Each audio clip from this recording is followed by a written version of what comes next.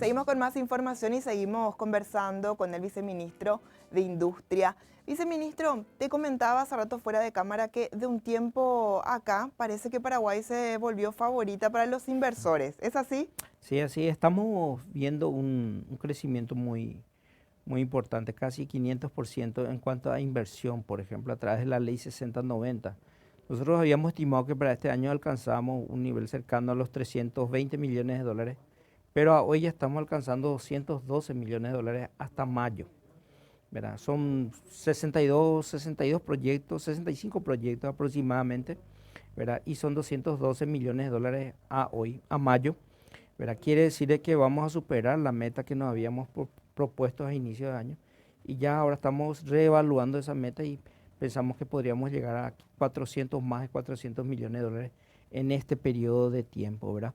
Entonces estamos viendo un movimiento muy importante, ese es solamente por la 6090, tenemos 10 millones de dólares en nuevas empresas en el sector de la maquila, creo que son como 15 empresas, ¿verdad? Nuevas que se han incorporado y incluso en el último reporte Maquila encontramos de que al mes de mayo el empleo ha crecido y ha alcanzado niveles récord, ¿verdad? Ubicándose ya casi a nivel de 22.500 puestos de trabajo y esperamos nosotros que este año alcancemos 23.000 puestos de trabajo en el sector de la maquila, ¿verdad? Entonces, ¿verdad? Son números muy positivos.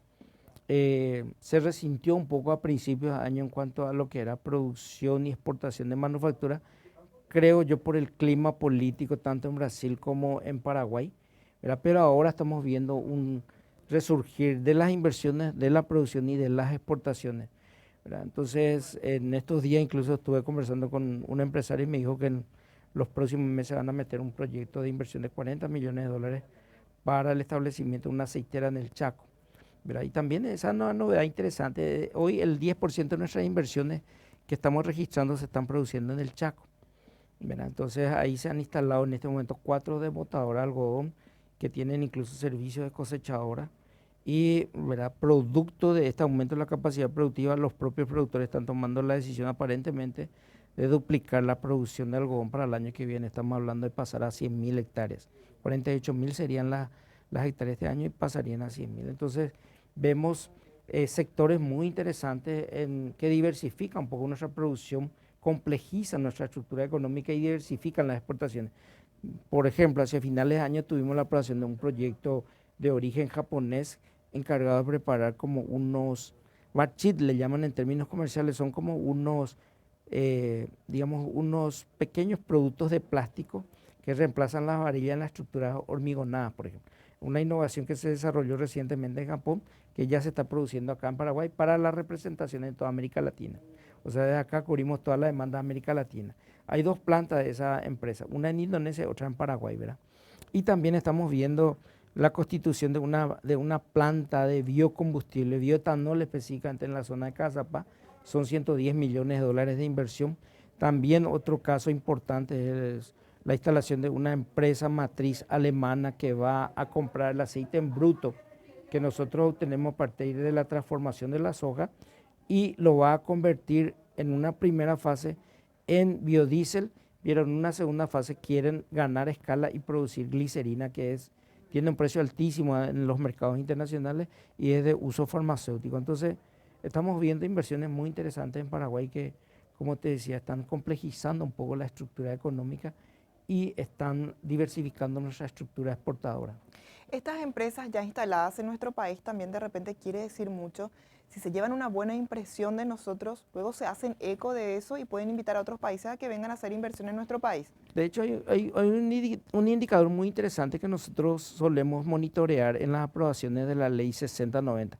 ¿Qué porcentaje de los proyectos que recibimos son reinversión de empresas ya instaladas y qué porcentaje son de empresas nuevas? Y encontramos un poco que 52% de las inversiones son de empresas ya instaladas. ¿Y qué significa eso, Romina? Significa que aparte que está creciendo la inversión, ¿verdad? Los que invirtieron vuelven a apostar y no solamente, ¿verdad? Son empresas o capitales nacionales, son también extranjeros. 50% de todas las inversiones que se realizan por la ley 6090 son de origen nacional y 50% son de origen extranjero. O sea, eso significa que el paraguayo apuesta nuevamente al Paraguay y que el extranjero amplía su fábrica apostando nuevamente al Paraguay. Es una señal importante, ¿verdad? Porque no estamos viendo empresas que se instalen y se vayan. Estamos viendo empresas que se instalan, producen, ¿verdad? Confían en el país y amplían capacidad productiva. Tenemos muchísimos casos de eso, ¿verdad? Y es exactamente lo que vos decís, ¿verdad? O sea, son inversiones que apuestan al país, se quedan en el país y vuelven nuevamente a reinvertir incluso en el país. Viceministro, nombranos cuáles son algunos rubros que ya están instalados, a los que están apostando los empresarios, y cuál crees vos que sea un rubro, un sector que tiene potencial, pero que falta todavía ahí sacarlo a relucir. Y mira, nosotros estamos viendo muchos avances en el sector de las manufacturas, te digo que son el sector de las autopartes. El sector de las autopartes, nosotros creemos que tenemos mucha potencialidad. De hecho, ya una de las empresas que hoy está fabricando autopartes está queriendo incursionar y ha capacitado a aproximadamente unos 400 trabajadores paraguayos. Han tenido que ir a México por 8 semanas a capacitarse en movilidad eléctrica basado en normas alemanas, ¿verdad? Entonces, ese es un sector que en los próximos días vamos a ver mucho crecimiento. Probablemente se van a ampliar las inversiones en esas fábricas en el sector de autopartes que forman parte a su vez del sector de la industria automotriz, ¿verdad? Vemos también muchísima expansión en el sector de las confecciones, en el sector metal mecánica, en el sector de la producción de plásticos y algunos como ser, por ejemplo, la producción de productos de aluminio. Hace poco vimos, o por lo menos recibimos un pedido de ampliación por 25 millones de dólares de una de las fábricas más grandes que se dedican a producir productos de aluminio. Y en el caso donde tenemos mucho todavía por ganar, mucho valor agregado que incorporar, es el sector de los agroalimentos, el sector de la agroindustria. Ahí hay muchísimo espacio todavía, ¿verdad? Hoy estamos exportando carnes, por ejemplo, en un estado frío o congelado, pero podríamos estar exportando alimentos preparados en base a carnes, todo ese tipo de cosas, ¿verdad? Estamos exportando aceite bruto, podemos hacer llegar incluso a niveles más altos de la cadena, como ser el caso de lo que te mencionaba recién, podemos producir biocombustible, incluso pasar también a la producción de este producto que sirve para la industria farmacéutica, que es glicerina, ¿verdad? Que te mencioné recientemente. Entonces el sector de la agroindustria creemos nosotros de que está en un nivel como para despegar realmente, ya ha despegado. Los datos nos muestran que ha despegado. En el 2002 exportábamos 430 millones de dólares de productos agroindustriales, hoy estamos exportando, ¿verdad?, 3.800 millones de dólares de productos agroindustriales, ¿verdad? En el caso de la manufactura pasamos de 86 millones de dólares en el 2002 a hoy que serían 1.500 millones de dólares. O sea, vemos que la manufactura creció 18 veces más y el sector agroindustria creció 9 veces más en comparación al año 2002. Y cito el año 2002 porque el proceso en sí comienza en el 2003 con las reformas económicas que se llevaron adelante. Viceministro, algo que recalcabas al inicio del programa, crecen también las inversiones y a la vez crece la mano de obra en el país. Las ofertas laborales crecen. Así es, ¿verdad? Incluso hoy el desafío es ir encontrando profesionales que todavía no están disponibles, incluso en términos de carrera. Te doy un ejemplo, visitamos hace poco una industria automotriz, una industria autopartista y nos decían que les faltaba profesionales en logística, ¿verdad? Y si bien es cierto, sabemos ya que hay una universidad que está formando licenciatura en logística, ¿verdad? El problema, la barrera sigue siendo el idioma, ¿verdad? Entonces lo que ocurre normalmente, y esto te cuento porque he visitado varias fábricas y las que vienen de afuera, ¿verdad? Lo que normalmente ocurre es el cuadro gerencial a principio, allá por el año 2013, 100% extranjero. Entonces venía que el gerente de comercio, que el gerente de tal cosa, ¿verdad? Pero ahora visitamos y encontramos que el cuadro gerencial en un 50% es paraguayo. Es una cosa muy positiva por dos motivos. En primer lugar, porque realmente se generaron las bases para que los paraguayos pasen a ocupar cargos importantes en estas estructuras. A las empresas no les conviene tener profesionales extranjeros en el país porque es un costo muy alto, digamos, pagarle la radicación a esos profesionales. Y el segundo punto es transferencia de conocimiento. Porque en la medida que ellos encuentran de que no hay profesionales en el Paraguay, entonces traen sus profesionales de afuera, forman los profesionales paraguayos y esos son los que van subiendo en la estructura de las empresas.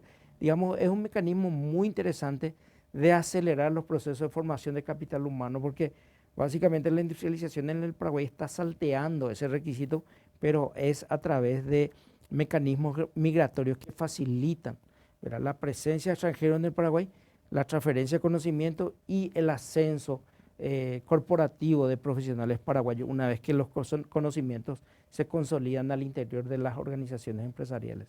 Viceministro, por último, para cerrar, quiero consultarte. En agosto tenemos cambio de gobierno. ¿Cuáles son las expectativas para el próximo gobierno que se viene? Y yo creo que más que nunca no se va a sentir ningún cambio, ¿verdad? Hay una agenda que está completamente hecha, ¿verdad? Las instituciones económicas principalmente han hecho un buen trabajo, el Ministerio de Agricultura, el Ministerio de Industria y Comercio, ¿verdad? Tenemos un ministro de Agricultura que es de lujo.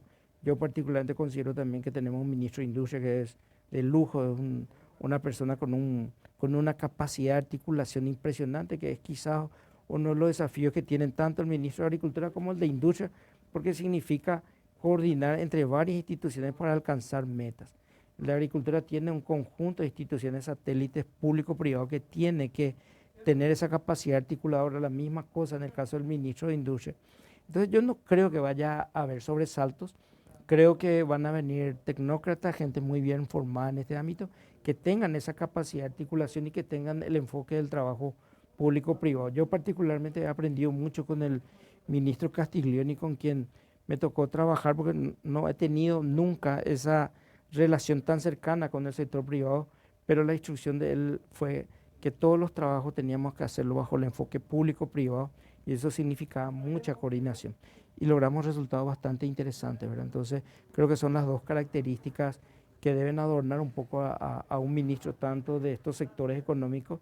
En primer lugar, la capacidad articular; en segundo lugar, la capacidad de trabajar con el sector privado y ir reglando procesos que no necesariamente tengan que sorprender al sector privado, porque eso es lo que, ¿verdad?, es una de las cosas que aprendí también en todo este tiempo de funcionar. Una vez saca una normativa y hoy se entera el sector privado, no se le dio tiempo de adecuarse, ¿verdad? Esas cosas van desapareciendo, están desapareciendo, y la administración pública hoy está coordinando mejor con la parte privada para dar un tiempo de implementación de estas modificaciones, modernización o lo que sea, ¿verdad?, que le permite tener previsibilidad y también que no le sorprenda al sector privado y le impida parar, ¿verdad? Entonces nosotros permanentemente estamos monitoreando que eso no ocurra. Ocurre en algunos casos todavía, pero ya son, digamos, significativamente menores a la forma como ocurría antes.